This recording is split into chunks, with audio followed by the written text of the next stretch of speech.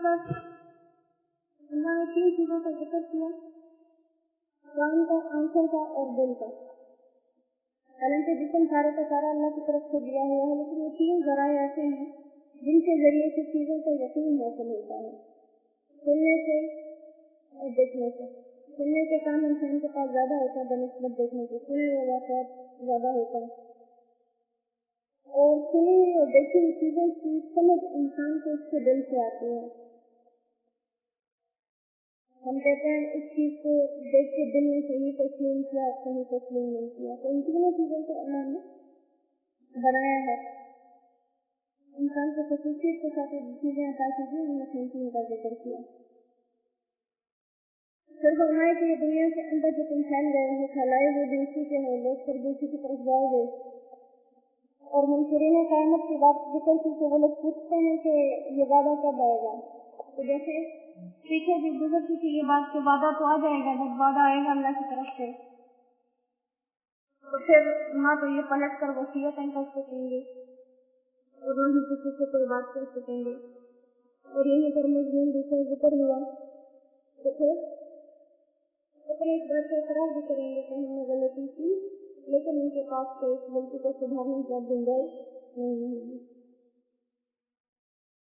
तो फरमाए कि क़यामत के बारे में इनका हाल ये होगा, फलम्मा रअऊहु ज़ुल्फ़तन, जब देखेंगे इसके करीब कि अस्मिरुहु लज़ीना कफ़रू, तो बिगड़ जाएंगे काफिरों के चेहरे। वक़ील हाज़ा लज़ी, और उनसे कहा जाएगा यही है वो कुंतुम बिही तदऊन, जिसको तुम मांगा करते थे। तो कह दीजिए अरअयतुम, तुम्हारा क्या ख्याल है, इन अहलकनी अल्लाहु, अगर अल्लाह हलाक कर दे मुझे, वमन मअया, और मेरे साथ वालों को, और रहिमना, या हम पर रहम करे, हमें हलाक कर दे या हम पर रहम करे। फमन युजीरुल काफिरीना, तो कौन है जो काफिरों को बचाएगा, मिन अज़ाबिन अलीम, दर्दनाक अज़ाब से।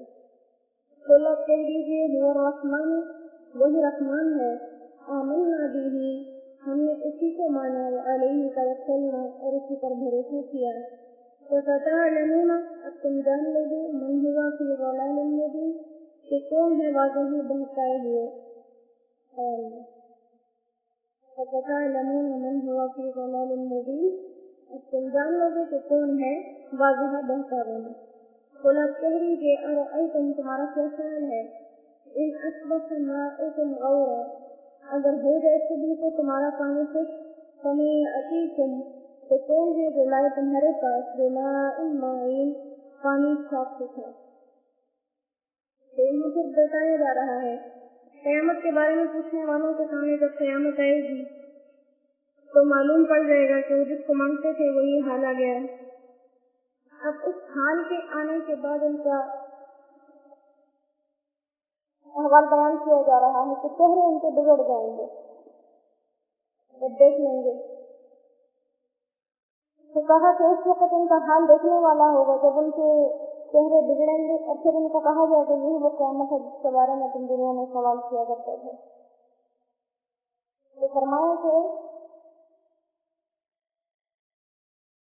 यही वो क़यामत का दिन है जिसके बारे में तुम्हें कहा जाता था कि इससे डरो, इसके लिए तैयारी करो, लेकिन ना तुम इसके लिए तैयारी करते रहे, ना तुम इसके लिए काम करते रहे, सिर्फ सवाल करते रहे कि क़यामत कब आएगी, क़यामत कब आएगी। अब क़यामत आ गई, अब अमाल का जहान खत्म हो गया। फिर एक तरीका बता दिया, एक आसान सी बात बता दी कि आप यूँ कह दें कि अगर अल्लाह मुझे ही हलाक करना चाहे या मेरे साथियों को, तो हमें कौन बचाएगा, या अगर हम पर रहम करना चाहे तो कौन हमें सजा दे सकता है। तो हमारी फिक्र ना करो कि हमारा क्या होगा, अपनी फिक्र करो। फमन युजीरुल काफिरीन, काफिरों अपनी फिक्र करो कि तुम्हें अज़ाब अलीम से कौन बचाएगा। आप कह दीजिए कि वो रहमान है जिस पर हमने ईमान लाया और जिसको हमने रब माने, उसी पर हमारा भरोसा है, और हम करीब तुम्हें मालूम हो जाएगा कि गुमराही में कौन पड़ा हुआ है, गुमराही में कौन पड़ा हुआ है। जैसे काफिर, हर काफिर की कौन सी आदत रही है तो अपने वक्त के नबी को ये बात कहते रहे हैं कि तुम बहकावे में हो, और उन्हें अल्लाह ने यही जवाब दिया है اپنے پیغمبروں کو کہ یہ جواب ان لوگوں سے دو کہ تم دنیا کے اندر نہ ہمارے اعمال کے جواب دے ہو نہ قیامت کے اندر ہو، اپنے اعمال کو سدھار لو، قیامت کے دن پتہ چل جائے گا گمراہ کون تھا، سیدھے راستے پر کون تھا۔ پھر مزید ایک سامنے کی بات بتا دی انسان کو کہ انسان دیکھے کہ پانی کیسی اللہ پاک کی قدرت ہے۔ ہم دیکھتے ہیں جہاں کہیں بھی پانی ہوتا ہے تو پانی کے نیچے کیچڑ بنی ہوئی ہے، پانی کے نیچے مٹی ہے، پہن ہے، اس کے نیچے پتھر ہیں، یا پہاڑوں کے درمیان سے بہتا ہوا آ رہا ہے تو یہاں پہ بھی پتھر ہیں، چٹانیں ہیں، لیکن پانی بالکل صاف ہوتا ہے۔ اس کے نیچے ہزار یہ آلائشیں گند موجود ہے لیکن پانی بالکل صاف ہے۔ تو اللہ فرماتا ہے کہ یہ پانی اگر اللہ خشک کر دے تو کچھ میٹر زمین کو کھودنے سے پانی نکل آتا ہے، کنواں کھودا یا پانی نکل آتا ہے، تو کہا کہ یہ پانی اللہ زمین کو اتنے نیچے لے گئے کہ تم کھودتے ہی رہو وہاں سے پانی نہ نکلے۔ اور پھر مزید پانی کو محفوظ کرنے کی کیا صورت ہے کہ برف بنا کر پہاڑوں پر رکھ دیا اللہ نے، پھر اس میں سے ضرورت کے مطابق پگھل کر دریاؤں میں آتی ہے بغیر کسی پائپ لائن کے، بغیر کسی کی مدد کے، اور وہاں سے انسان ان کو اپنی ضرورت کے مطابق استعمال کر لیتا ہے۔ تو کہا کہ اس نشانی میں یہ غور کر لو کہ کون ہے جو پانی کو اپنے ترتیب سے تمہارے لیے رکھتا ہے، گلنے چلنے سے پاک، بدبو سے پاک پانی چل رہا ہے، اور معین کہا کہ صاف ستھرا پانی ہے، لتھرا ہوا پانی، فلٹر کیا ہوا پانی ہے تمہارے پینے کے لیے۔ علماء فرماتے ہیں کہ جب یہ آیت پڑھی جائے کہ کون ہے جو تمہارے لیے صاف پانی لائے گا، تو اس کے بعد یہ بات کہنی چاہیے اللہ رب العالمین، یعنی جب یہ آیت پڑھی قل ارأیتم ان اسقط ماؤکم غورا فمن یأتیکم بماء معین، تو اس کے بعد کہنا چاہیے اللہ رب العالمین، یعنی کہ ہمیں صاف پانی دینے والی ذات کہتی ہے اللہ رب العالمین۔ تو یہ اللہ اپنی قدرت کی نشانیاں بتا رہے ہیں، اور قدرت کی نشانیوں سے مقصد کیا ہے کہ انسان ان نشانیوں سے سبق حاصل کر لے اور غلط راستوں سے بچ کے سیدھے رحمان کے راستے پر آ گئے، جس میں اس کی دنیا کی، اس کی آخرت کی بھلائی بھی ہے اور کامیابی بھی ہے۔